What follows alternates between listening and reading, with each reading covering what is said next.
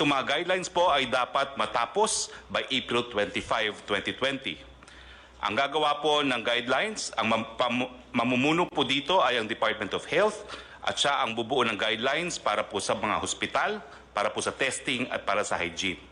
Ang DOTR naman po ang magre-recommend ng guidelines para sa public transportation. Ang DTI naman po ay bubuo ng guidelines para sa mga employers. Ang DOLE po ang magbubuo ng guidelines para sa mga manggagawa. At ang DPWH ang bubuo ng guidelines para sa infra construction. Ang desisyon po, pagdating sa ECQ, pagdating ng Mayo 1, 2020, panatiliin po ang ECQ sa NCR, Region 3, Region 4A, and all other areas kung saan mataas pa po ang banta ng COVID-19 hanggang Mayo 15.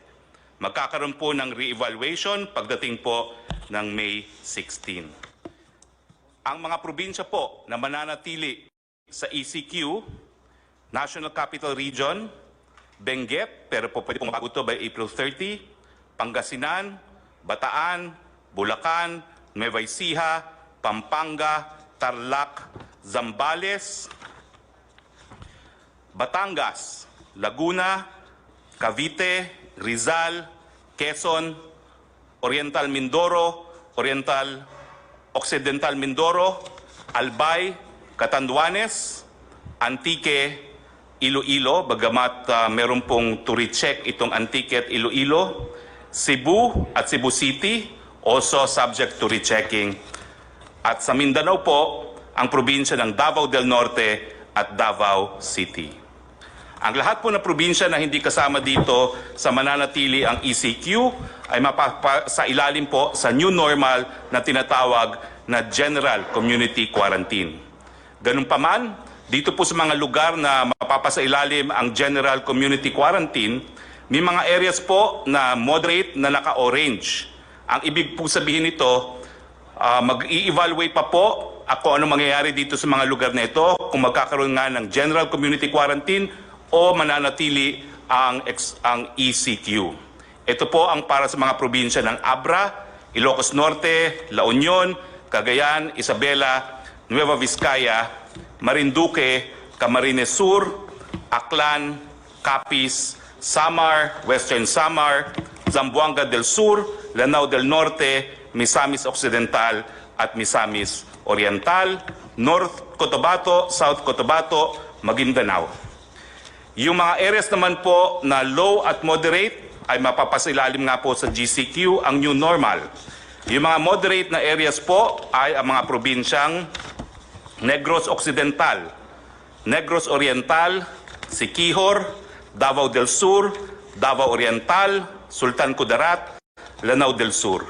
At yung mga low po na areas na mapapasilalim din sa General Community Quarantine ay mga probinsya ng Apayao, Mountain Province, Ifugao, Kalinga, Ilocos Sur, Batanes, Quirino, Aurora, Palawan, Romblon, Camarines Norte, Sorsogon, Masbate, Guimaras, Bohol, Biliran, Eastern Samar, Leyte, Northern Samar, Southern Leyte, Zamboanga del Norte, Zamboanga Sibugay, Bukidnon, Camiguin, Davao Occidental, Sarangani, Agusan del Sur, Dinagat Island, Surigao del Norte, Surigao del Sur, Agusan del Norte, Basilan at Sulu. Ano po ang recommendation sa mga areas under General Community Quarantine?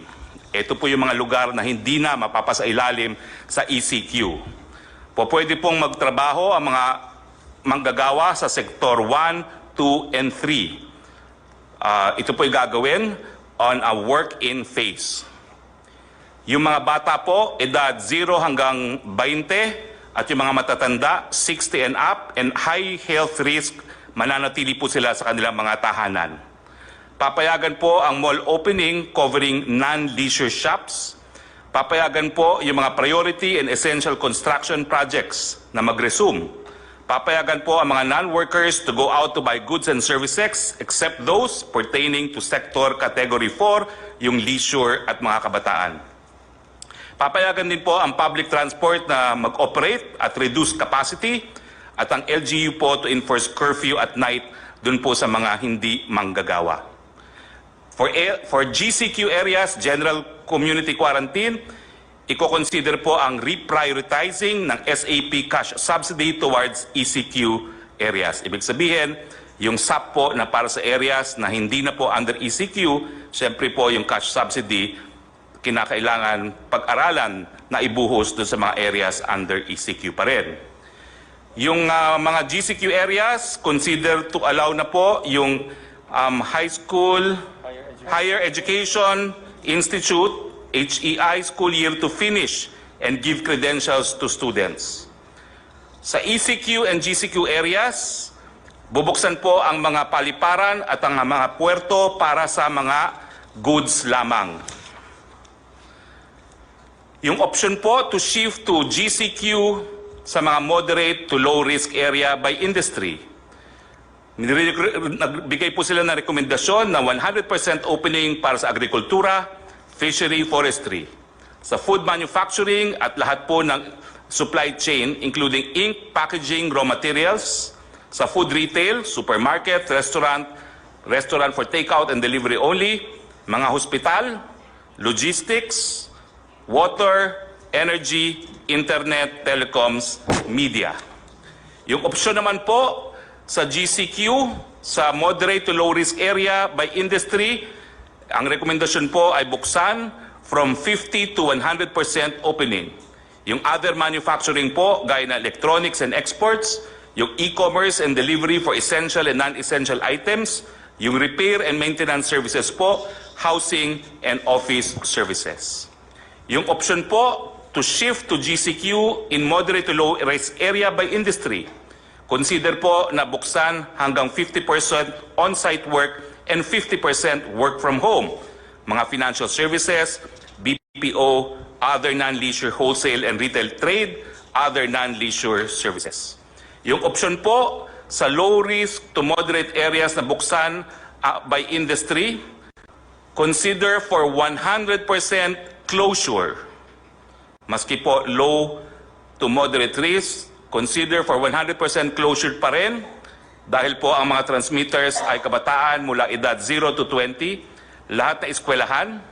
I-consider po ang late opening sa Setyembre except po sa online learning, yung leisure, amusement, gaming and fitness, yung kid industry na tinatawag, turismo, all gatherings including religious conferences at iba pa, limited opening po ng malls at limited opening ng construction.